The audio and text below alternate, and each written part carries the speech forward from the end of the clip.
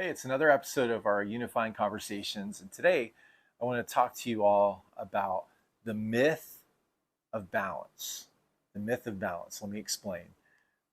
Something you will hear oftentimes in ministry in our world is you got to keep it balanced between your family and ministry and this and that. And that's a real nice saying, but I'm just going to be really straightforward with you. It's an absolute myth because there's no such thing as balance.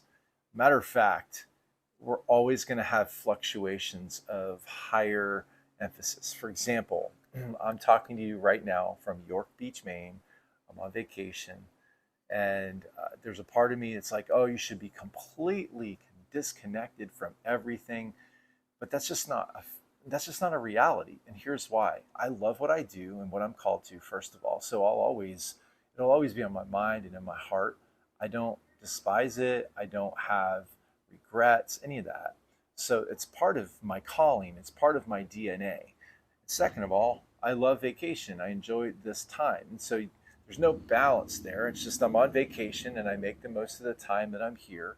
I check out when I need to check out, but there's just going to be times where I want to participate in that which I'm called to participate in, and that is serving God and serving people in full time ministry. So there's a myth to this. And there's a scripture, I want to read it to you in Luke chapter 5. And if you look in throughout Luke, it's interesting. Luke is he's a Gentile, the only Gentile who documents the life of Jesus. And Luke, who's a doctor and a detail guy, Luke said several times in his observations that Jesus went away. Jesus went away. And in his narrative, he includes that quite a few times.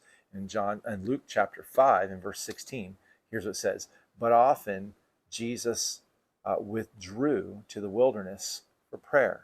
And the interesting thing for me there is it's often. So it was a part of his life. It wasn't a balance thing. It was just a part of his life that he often would withdraw. For example, I'm withdrawing right now on our vacation in York, Maine. And I'm withdrawing from all of the things that can so easily entrap you, good things that can become really big mountains that you try to climb all the time. And Jesus had that in his life, and he would withdraw so that he could continue to climb those, but he needed a withdrawal time. Okay, so Jesus, Scripture says he'd often withdraw to the wilderness. And the wilderness would be a place that would be quiet. It would be a place that where there weren't a lot of people. The wilderness is not going to the city and being inundated. He would go to Jerusalem to withdraw. He would go to the wilderness to withdraw. And then it says what he would do. And what he would do in his withdrawal, he would go and pray. And so for Jesus, it was about often withdrawing to go and pray, and that is to talk to his Father. So Jesus sets an example for us. There's no balance there. It's a myth.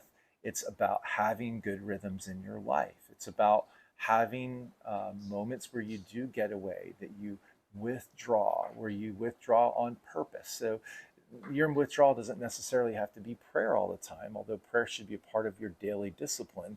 The withdrawal for you could just be in a quiet place where you just need to collect your thoughts, be focused on just the presence of this now. Like for me, being focused on here has been really good for me in my heart, and I've withdrawn, and now I'm ready to go back into my normal rhythm of life. But this is also a part of the normal rhythm of my life. So there is no balance. Don't buy into it. Now, I will say this: part of the rhythms that we need to have are there's a few things.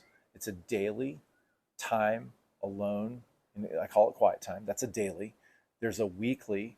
Okay, you've got your weekly Sabbath. So you should Sabbath every week. That's a withdrawal. It's a form of withdrawal. Okay, where you're just kind of getting alone, getting quiet. You're disconnecting some areas of your life. Again, this isn't balance. This is about rhythm. And so you withdraw on that weekly. So you have your daily quiet time. You have your weekly Sabbath. And then there's the annual sabbatical type. And sabbatical is another form of Sabbath. It's an extended form of Sabbath.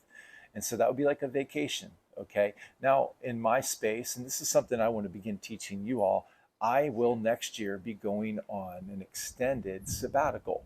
And that is part of the rhythm that I need to remain healthy. It's a withdrawal that will be a long term Sabbath that me and Penny will go and we will get, in this place of restoration so that we will be in this journey of full time ministry leading Riverbank Church for the long haul.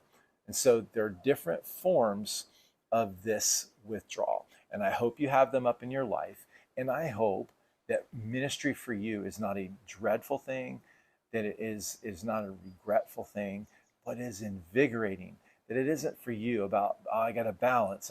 No, it's about me having good rhythms in my life so that I can be sustained in this for the long haul. So I hope this is a unifying conversation. I hope we're all on the same page when it comes to having these right rhythms in our life, in particular, the rhythm of rest. So here's my homework for you. I want you to think about how your daily quiet time is. Is it effective? Is it a withdrawal each day where you're able to withdraw, be alone with the Lord with prayer, in prayer? Secondly, do you have a weekly Sabbath? Remember, we talked about this before. Sabbath is a time of rest, that God, it's a gift of rest.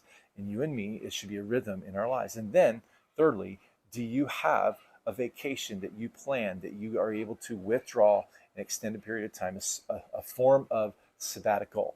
So I hope this has been helpful. I want to hear in this conversation from you. I want to hear how these three areas in your rhythm of rest and ministry are active. Okay. I love you guys. Thankful for each and every one of you. And I look forward to hearing from you on this one.